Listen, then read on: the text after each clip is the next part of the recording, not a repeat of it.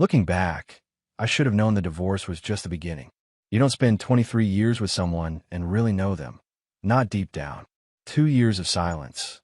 And then 3 knocks on my door at 7 in the morning. That's when I learned what she'd really been planning. My name is Daniel Dixon, but everyone calls me Dan. I'm 60 years old, and for 32 years I operated chemical processing equipment at the Hartwell Industrial Complex outside Fort Worth, Texas. Good union job, steady paycheck, the kind of work that let me raise a daughter and buy a house. I retired 18 months ago with a decent pension, thinking I'd earned some peace and quiet. 2 years after I divorced my unfaithful wife, the police showed up at my house out of the blue. It was a Tuesday morning in February, 7:15 exactly. I was standing in my kitchen in a t-shirt and jeans, coffee mug halfway to my lips, when I heard 3 hard knocks on my front door. The kind of knocks that aren't asking permission, they're announcing arrival. I opened the door to find 2 detectives on my porch, county sheriff badges catching the weak winter sunlight. Behind them, I could see my neighbor Mrs. Patterson's curtain move. Across the street, old Henry Wilcox was suddenly very interested in his mailbox. The first detective was a woman, maybe 45, with sharp eyes that looked like they'd seen too many liars. Detective Lisa Peck, her card said later. "Mr. Dixon?" she asked. "Daniel Raymond Dixon?" I nodded, feeling the cold February air bite through my thin shirt. "We need to ask you about some loan applications submitted in your name over the past 18 months, Detective Peck said. Her voice was professional, neutral. "Are you aware of those applications, sir?" My coffee had gone cold in my hand. I set it down on the little table by the door. "I haven't applied for any loans," I said, keeping my voice steady. "I live on my pension." "What's this about?" The second detective, younger guy named Torres, pulled out a notebook. 8 applications to various banks, he said. Amounts ranging from $9,000 to $15,000. Your signature on every one. That's approximately $48,000 total. My hand started shaking. I knew immediately. Sharon, my ex-wife. The woman who'd already taken half of everything I'd worked for in the divorce. "That's not possible," I said. "We've been divorced 2 years. I haven't had any contact with her." Detective Peck's expression didn't change, but I caught something in her eyes. Doubt maybe. Or worse, like she'd heard this story before from guilty men. "Would you be willing to come down to the station?" she asked. "Tomorrow afternoon, say 2 o'clock? Answer some questions. Help us clear this up." I heard what she wasn't saying. They thought I'd done it. Or at least they weren't sure I hadn't. "Yeah," I said. "All right. Tomorrow at 2. They thanked me, handed me a card, and walked back to their unmarked sedan. I stood in my doorway until they pulled away, conscious of every pair of eyes on me. Mrs. Patterson wasn't even pretending anymore. She was right there in her window, phone already pressed her ear. I closed the door and leaned against it. My rental house, small and drafty but mine, suddenly felt like it was closing in. The walls were thin enough that I could hear my other neighbor's television through the drywall. Before I could move, I heard footsteps on my porch. Frank Richardson, my neighbor from 2 houses down, didn't bother knocking. He opened the screen door and stuck his head in. "Dan, you okay?" Frank asked. He was 64, retired state trooper, 30 years under his belt. Built like a fire hydrant, with gray hair cut military short. "Police say someone took out loans in my name," I said. My voice came out rougher than I intended. 8 of them. Nearly 50 grand. Frank's jaw tightened. He stepped inside and closed the door behind him. "Sharon," he said. It wasn't a question. "Who else?" I replied. Frank had been my neighbor since I moved into this rental after the divorce. He'd seen me at my lowest, helped me move my few remaining possessions, sat with me on nights when the silence got too loud. "When's the last time you talked to her?" Frank asked. "The day the divorce was final. 24 months ago." I looked at my hands. They were still shaking. I thought it was over, Frank. I thought I was done with her. Frank glanced back toward the street where Mrs. Patterson was still watching. "Come on," he said. "Let's talk inside. No sense giving the whole neighborhood a show." Frank made coffee while I spread my divorce papers across the kitchen table. The decree was 8 pages of legal language that boiled down to one simple fact. Sharon got the house and $42,000 from the equity. I kept my pension and my truck. Everything else we'd built in 23 years of marriage got split down the middle or sold off. "Look at this," I said, pointing to page 6. "All debts incurred by either party following the execution of this decree shall be the sole responsibility of the party incurring said debt. Frank leaned over my shoulder, reading. He smelled like Old Spice and coffee. Should protect you, he said. But there's something else here. He tapped a note I'd written in the margin. What's this about? I'd written, Sharon needs SSN for final tax return. Given March 15th, 2023. Our last year of marriage, we filed jointly. I explained. Week after I moved out, she called. Said she needed my social security number to finish the paperwork. I gave it to her without thinking twice. Dan, Frank said quietly. That's how she did it. My stomach turned over. 23 years of marriage, and I'd handed her the keys to destroy me without a second thought. My phone buzzed.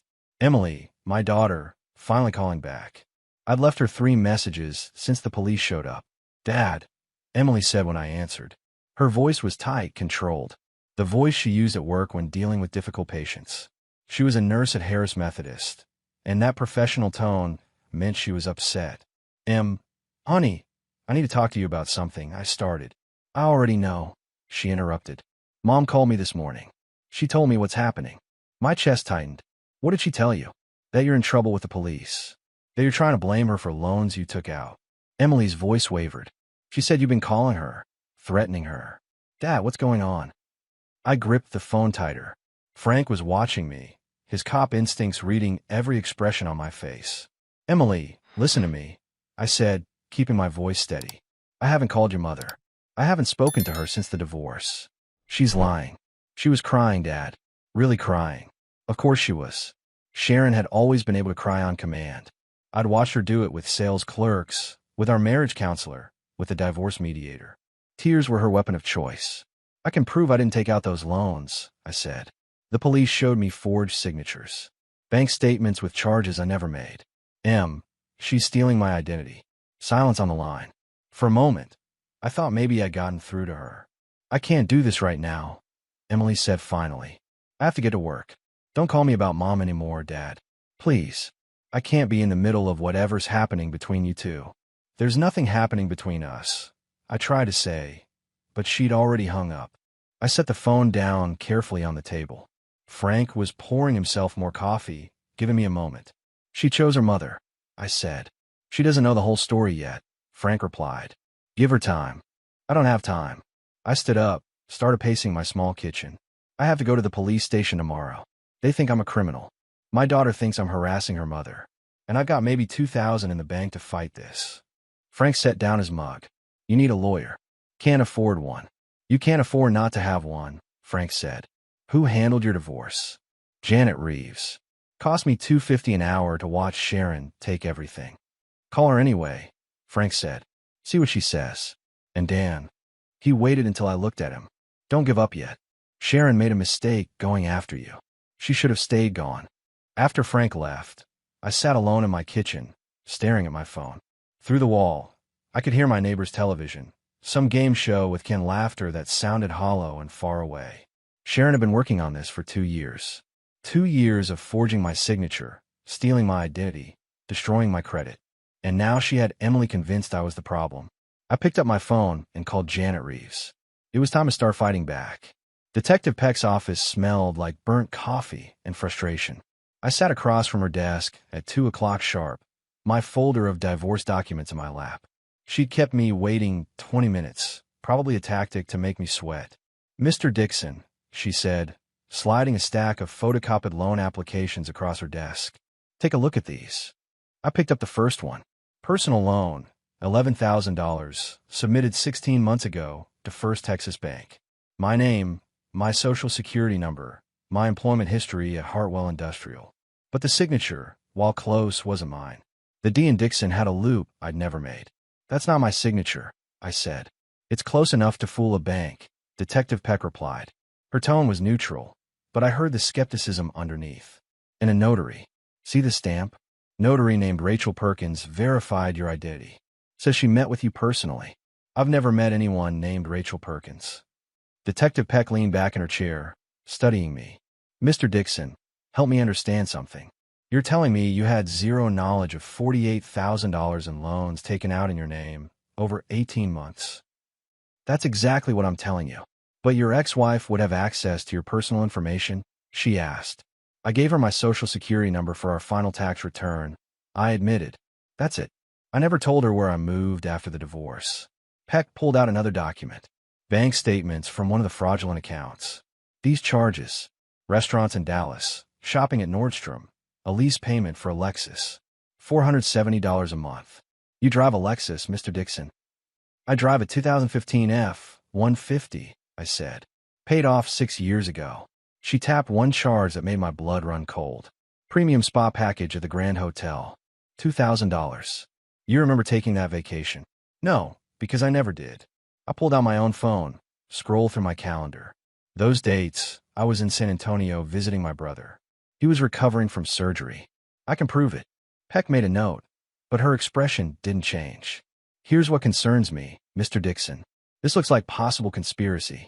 You and your ex-wife working together, then you claiming fraud when the debt got too high. My hands tightened on the chair arms. I understand how it looks, but I'm telling you the truth. I didn't know about any of this until you knocked on my door yesterday. Then you need to help me prove that, Peck said. Don't leave Fort Worth. We'll be in touch. Walking out of the sheriff's office, I felt like everyone was watching me. The deputies at their desks, the people in the waiting room, even the secretary who buzzed me through the door. All of them seeing a criminal. I drove home in a fog, barely seeing the road. When I pulled into my driveway, I saw Frank on his porch, waiting. How'd it go? He asked, crossing over to my yard. She thinks I'm lying, I said. Or at least she's not sure I'm not. Frank's jaw tightened. We need to get ahead of this. I made some calls today. Used some old contacts. He pulled a folded paper from his jacket pocket. Sharon's credit report. I know a guy who owes me a favor. I unfolded it, scanned the numbers. Sharon's credit score had tanked after the divorce. From 710 to 502 in 6 months. Inquiry after inquiry, all denied. She couldn't get loans in her own name anymore, Frank said. So, she started using yours. How'd you get this? I asked. Better you don't know, Frank said. But look at the timing. It all started exactly when her credit died. That's not coincidence, Dan. That's desperation.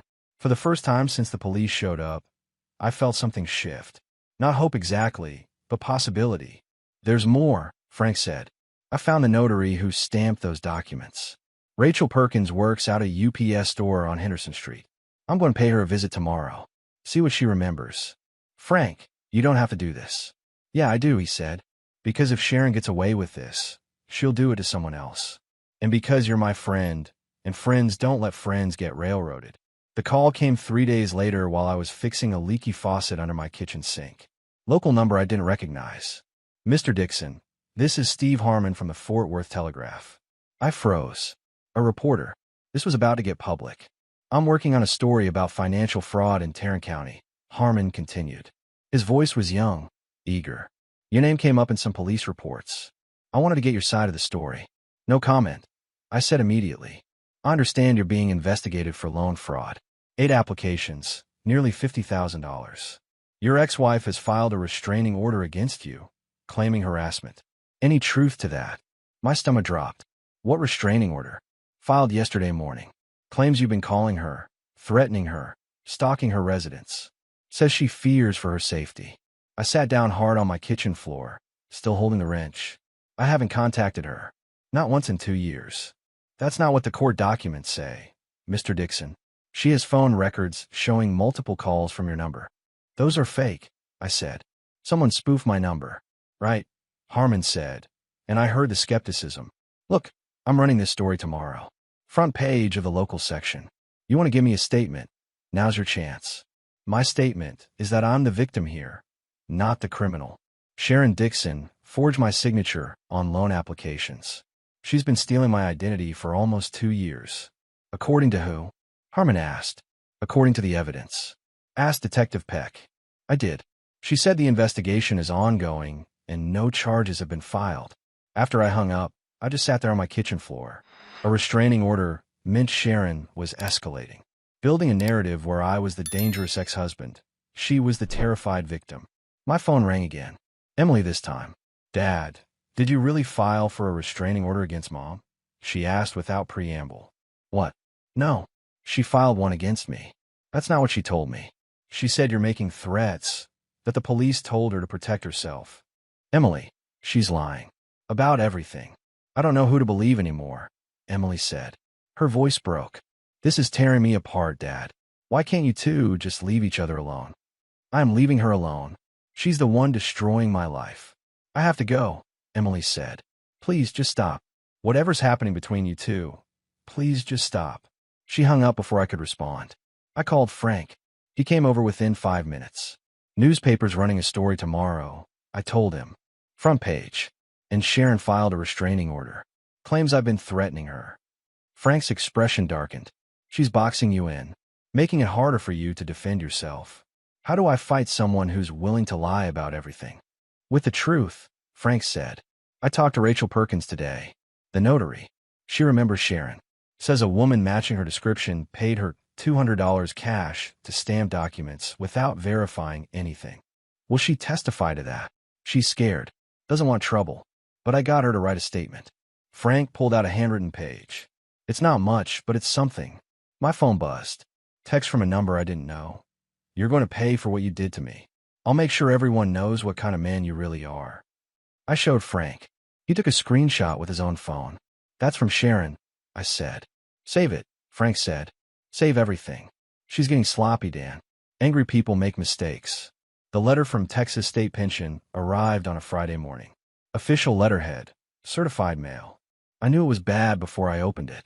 Dear Mr. Dixon, due to an ongoing criminal investigation regarding your financial activities, we are temporarily suspending your monthly pension distributions pending resolution of the matter. This is standard procedure when fraud allegations are involved. My hands went numb. The pension was all I had. $1,600 a month that covered my rent, utilities, food, and the medication I took for blood pressure. Without it, I had maybe 3 weeks before I'd be on the street. I called the pension office immediately. Got transferred 3 times before reaching someone who could actually talk to me.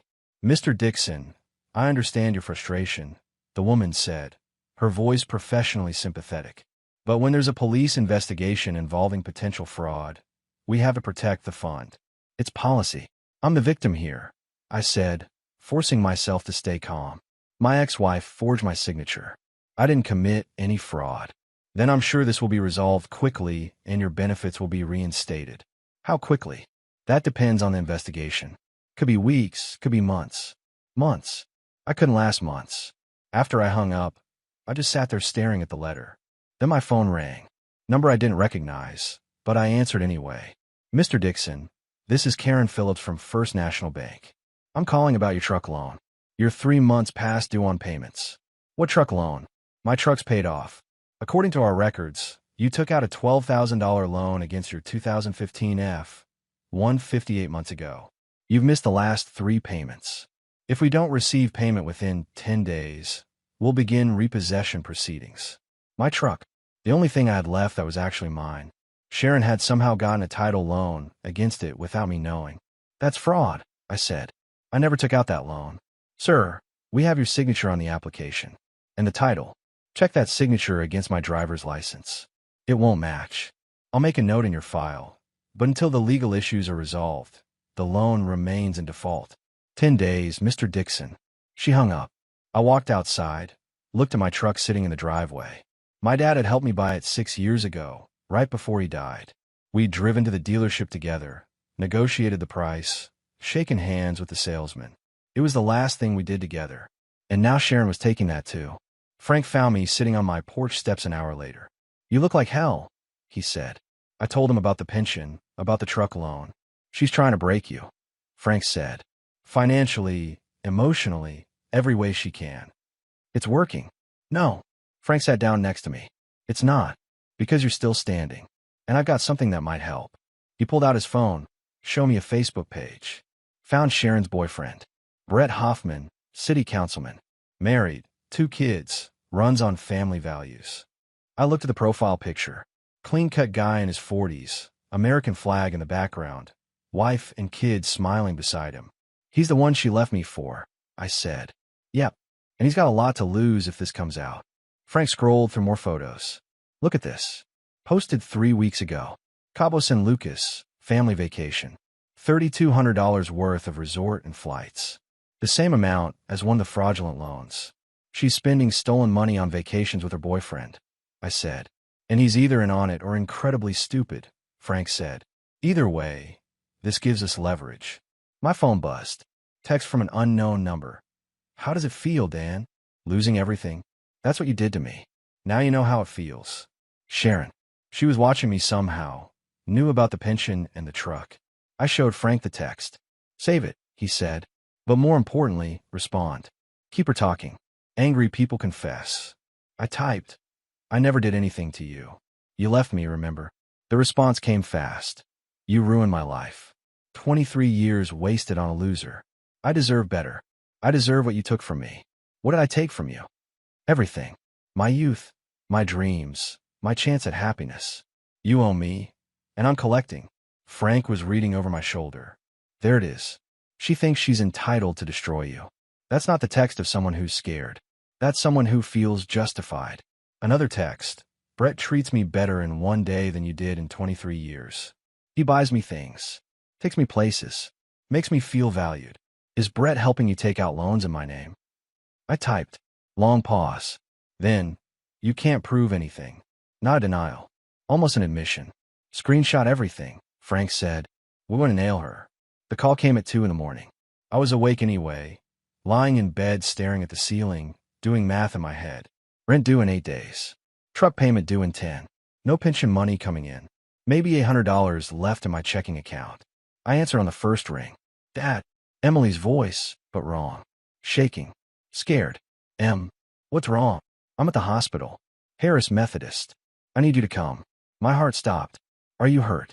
No, I'm working. But Dad, I need to talk to you. Please. Can you come? 20 minutes later, I walked into the emergency room. Emily met me in the hallway outside the nurse's station. Her scrubs had bloodstains on them, her hair pulled back in a messy ponytail. She looked exhausted. What's going on? I asked. She pulled me into an empty consultation room, closed the door. I went to Mom's house tonight after my shift, Emily said, to return some dishes she'd lent me. The door was unlocked, so I walked in. She paused, choosing her words carefully. Dad, she has your mail. Stacks of it. Bank statements, credit card offers, pension notices. All addressed to you. All opened. My legs felt weak. How much? Months worth. Maybe a year. I took pictures before she caught me. Emily pulled out her phone, showed me image after image. My mail, spread across Sharon's kitchen table. Some of it dated back 18 months. She went crazy when she saw me taking photos. Emily continued.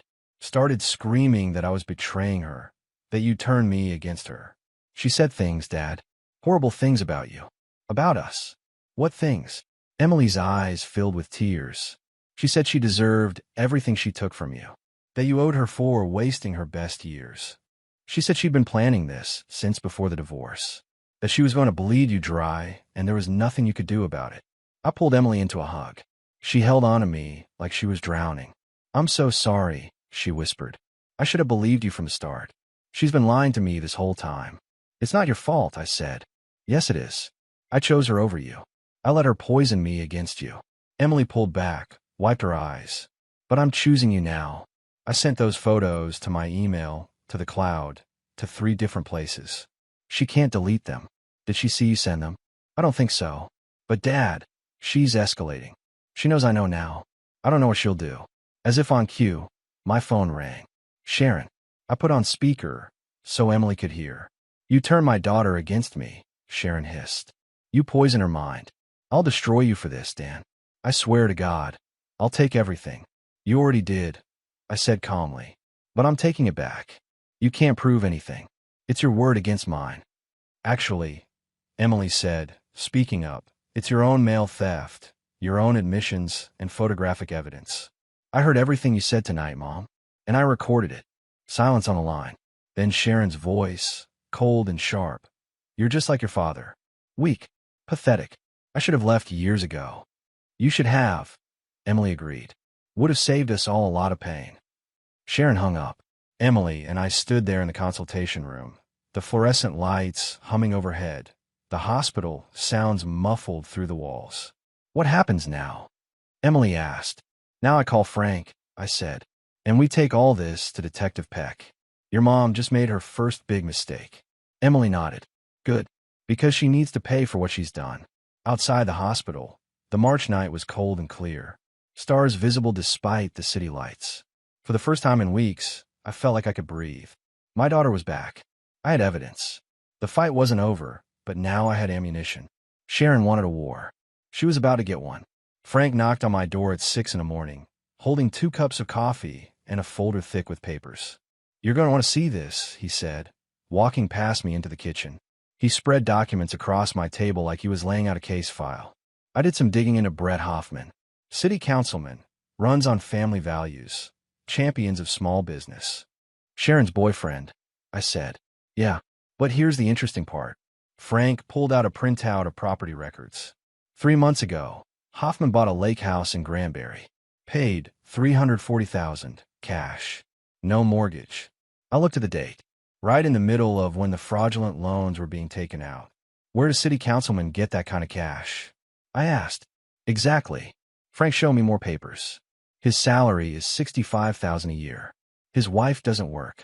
They've got 2 kids in private school, 2 car payments, a mortgage on their primary residence. The math doesn't work. You think he's in on it? I think Sharon's either paying him off or they're partners, Frank said. Either way, he's got a lot to lose if this comes out. Married man, family values politician, buying lakefront property with stolen money. My phone buzzed. Detective Peck, asking me to come to the station. Today, 10 o'clock.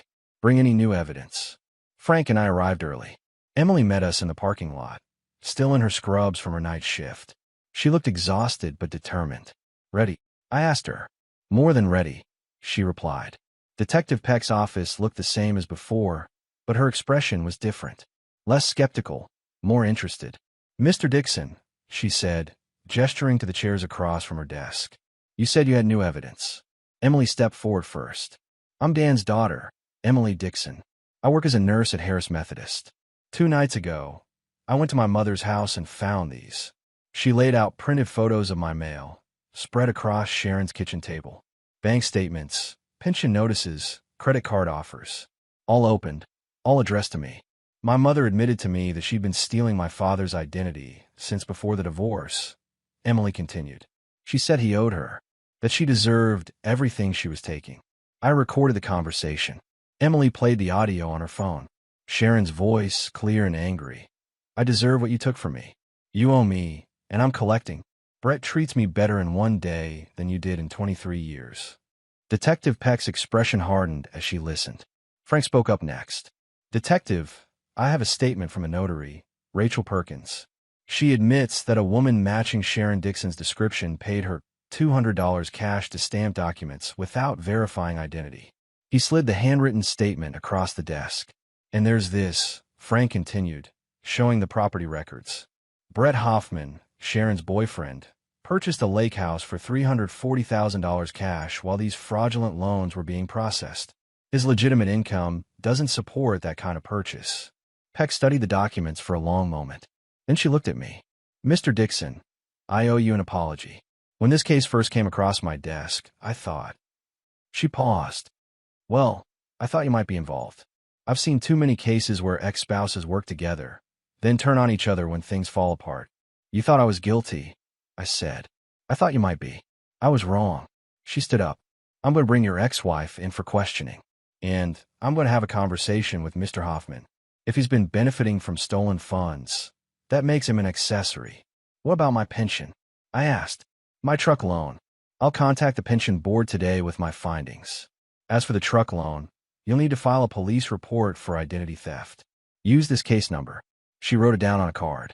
The bank should work with you once they see the criminal investigation.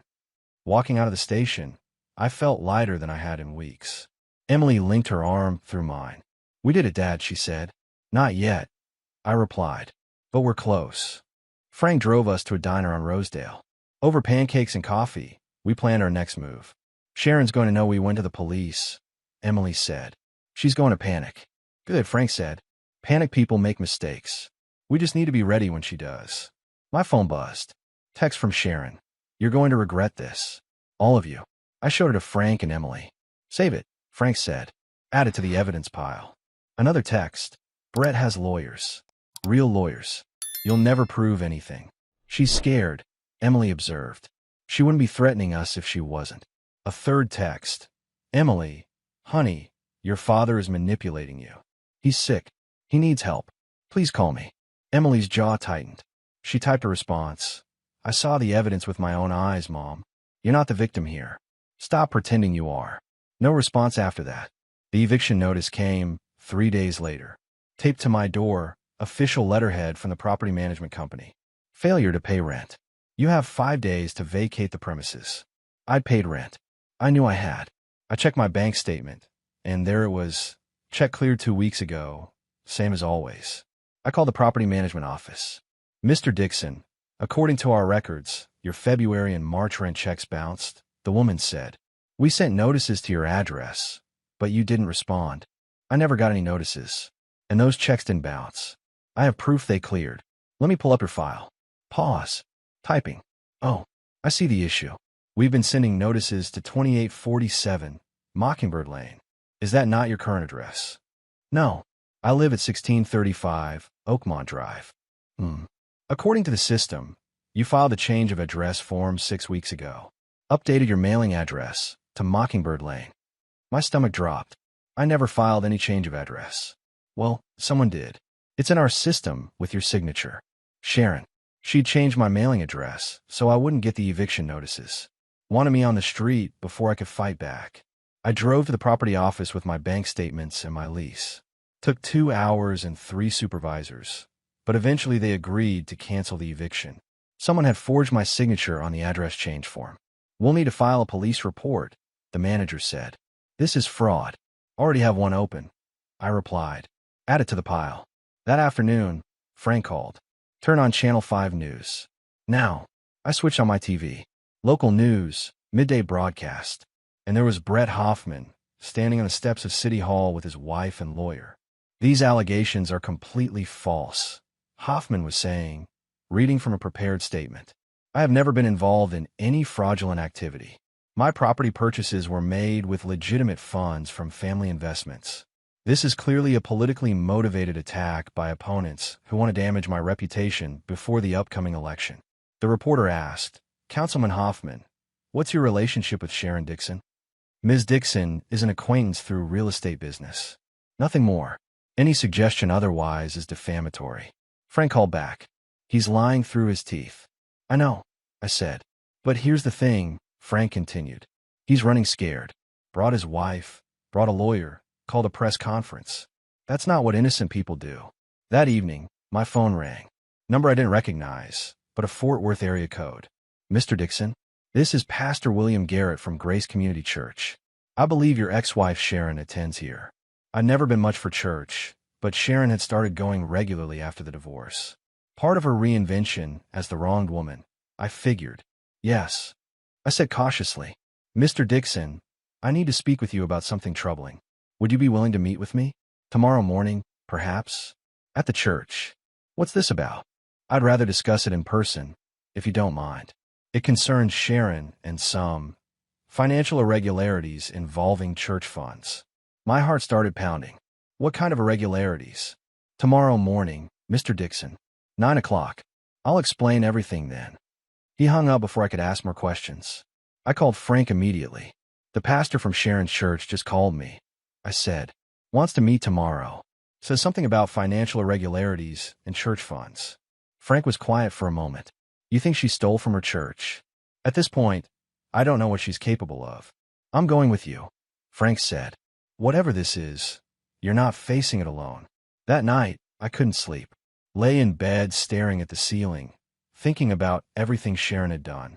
The identity theft, the forged signatures, the stolen mail, manipulating Emily, attacking my reputation. And now, maybe stealing from a church. How had I been married to this person for 23 years and not seen it? Or had I seen it and just made excuses? Told myself everyone had flaws. That love meant accepting imperfections? My phone buzzed. Text from Emily. Can't sleep either. Keep thinking about who Mom really is. How do we miss it? I replied. We saw what she wanted us to see. Not your fault. Still hurts. I know. Love you, Dad. Love you too, Em. At midnight, another text came through. Unknown number. You think you've won, but this is just beginning. I'll destroy all of you. Sharon, using a burner phone. I saved the text, added it to the evidence folder that was getting thicker by the day, and tried to sleep. Tomorrow I'd find out what she'd done to the church. Tomorrow, the truth would keep coming out, and Sharon's carefully constructed lies would keep falling apart. Pastor Garrett's office smelled like old books and lemon polish. He was in his 60s, gray hair, tired eyes that had seen too much of human nature.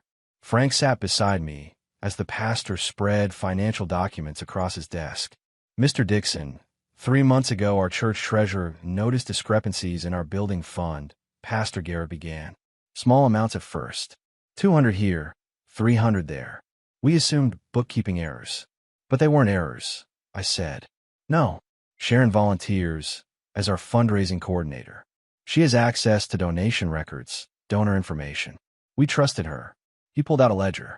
Over 18 months, approximately $47,000 disappeared from various church accounts. The same amount as my fraudulent loans. She was stealing from the church to pay back the loan she took out in my name. I said, we believe so. But there's more. Pastor Garrett showed me another document. We found credit card applications for several of our elderly members. People who trusted Sharon to help them with their finances, many of them widows or widowers. She had access to their personal information through our care ministry. My stomach turned. How many? At least 4 that we found so far. Maybe more. His voice was heavy with guilt. I brought her into our community. I vouched for her, and she used that trust to prey on vulnerable people. It's not your fault, I said. Isn't it? I'm their shepherd. I should have protected them. Frank spoke up. Pastor, have you contacted the police? Yesterday. Detective Peck is coming this afternoon to collect our financial records.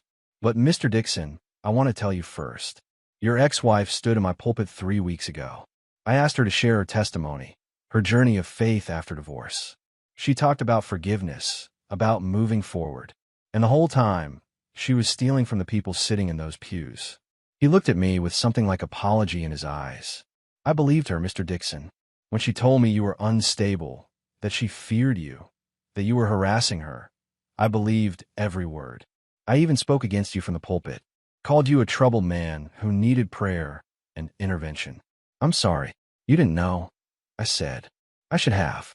The signs were there. I just didn't want to see them. Walking out of the church, Frank put his hand on my shoulder. For more victims, he said. Maybe more. She's done, Dan. There's no walking away from this. That afternoon, Detective Peck called. Brett Hoffman had been arrested. Conspiracy to commit fraud, accessory after the fact, money laundering. His political career was over. His marriage was over. And he was looking at 5 to 10 years in prison. He's willing to testify against Sharon in exchange for a reduced sentence. Peck said. Says she planned everything. He just provided money and political cover. Probably lying about his level of involvement, but we'll take what we can get. What about Sharon? I asked. We're bringing her in tomorrow morning. Multiple counts of identity theft, fraud, embezzlement, elder abuse. She's looking at 20 to 25 years. Her lawyer's already talking about a plea deal. 25 years. Sharon would be in her 80s when she got out. If she got out. There's one more thing, Peck said. We found evidence she was planning to disappear. Fake passport, offshore bank account, plane tickets to Costa Rica. She was going to drain whatever assets she could and vanish. When? Next month. You exposed her just in time, Mr. Dixon. That evening, Emily came over with dinner. Homemade lasagna, her grandmother's recipe. We ate in my small kitchen, and for the first time in months, the silence felt comfortable instead of oppressive. The hospital called. Emily said, your pension is fully reinstated. They're sending a check for the months you missed. Good, I said. I can finally pay you back for the groceries. You don't owe me anything, Dad. Yeah, I do. You stood by me when everyone else walked away. Even when your own mother was lying to you. Emily set down her fork. Dad, I need to ask you something. How did you stay married to her for 23 years? How did you not see what she was? I thought about it for a long moment. I saw pieces of it, I admitted. The lying, the manipulation, the way she could turn on the tears whenever she needed something. But I told myself everyone had flaws. That love meant accepting imperfections. And I didn't want to admit I'd made a mistake. Didn't want to admit I'd wasted all those years on someone who didn't love me back. She did love you, Emily said, in her own broken way. No, I said firmly. Love doesn't steal. Love doesn't destroy. What Sharon felt for me was possession, not love. And I'm glad it's over. The trial lasted 3 weeks. Sharon pleaded not guilty despite the mountain of evidence against her. Her lawyer tried to paint her as a victim of mental illness, of an abusive marriage, of circumstances beyond her control. The jury didn't buy it. They heard from a church treasurer about the stolen funds. They heard from 4 elderly victims who'd trusted Sharon with their personal information. They heard Emily's testimony about finding the stolen mail, about Sharon's confession. They heard the recorded phone calls where Sharon admitted everything. And they heard from Brett Hoffman, who testified that Sharon had planned the entire scheme, that she'd manipulated him into helping her, that she'd used his political connections to delay the investigation. The jury deliberated for 6 hours. Guilty on all counts. The judge sentenced her to 18 years in federal prison. Brett Hoffman got 5 years for his role as an accessory. I sat in the courtroom and watched Sharon's face as they led her away in handcuffs. She looked at me once, and I saw something I'd never seen before in her eyes. Fear, not a prison. Fear that she'd finally lost control, that her manipulations had failed, that the world had seen who she really was. I felt nothing. No satisfaction, no anger, no sadness. Just relief that it was finally over. For months later, I was standing in my new apartment. Not a rental this time. A small condo I'd bought with money from a settlement against the banks that had failed to catch Sharon's fraud. 2 bedrooms, my own parking space, a view of the park. Frank helped me move in, same as he'd helped me move into the rental 2 years ago. But this time felt different. This time felt like a beginning instead of an ending. Emily arrived with lunch. She'd been promoted to the hospital, was seeing someone new, looked happier than I'd seen her in years. "Dad, I'm proud of you," she said, sitting on my new couch. "You could have given up. Most people would have. But you fought back. Had good people helping me," I said, looking at Frank. "You did the work," Frank replied. "I just pointed you in the right direction." My phone rang. "Detective Peck. Mr. Dixon. Thought you'd want to know. We found 3 more victims. Elderly people Sharon targeted through the church. We're contacting them now to help them recover their stolen identities." "Thank you for telling me," I said. "You're the one who deserves thanks. If you hadn't fought back, Sharon would still be out there, stealing from vulnerable people. You saved lives, Mr. Dixon." After she hung up, I walked to my balcony. The June sun was warm, the park below full of families and dog walkers, and people just living their normal lives. I thought about the man I'd been 2 years ago, broken by divorce, cleaned out financially, believing I'd never recover. And I thought about the man I was now, stronger, wiser, surrounded by people who actually cared about me. Sharon had tried to destroy me. Instead, she'd show me who I really was, and who my real family was. Emily joined me on the balcony, handed me a beer. "To new beginnings," she said, raising her bottle. "To surviving," I corrected. "And to the people who help us survive." We touched bottles and drank. Below us, the world kept turning. People fell in love and got divorced. They made mistakes and recovered from them. They trusted the wrong people and learned to trust the right ones. And somewhere in a federal prison, Sharon was learning that actions have consequences, that you can't destroy people and walk away clean, that eventually, the truth always comes out. I'd spent 23 years with a woman who saw me as a target. Now I had a daughter who loved me, a friend who'd stood by me when no one else would, and a life that was finally, truly mine. It wasn't the life I'd planned, but it was better than the one I'd lost.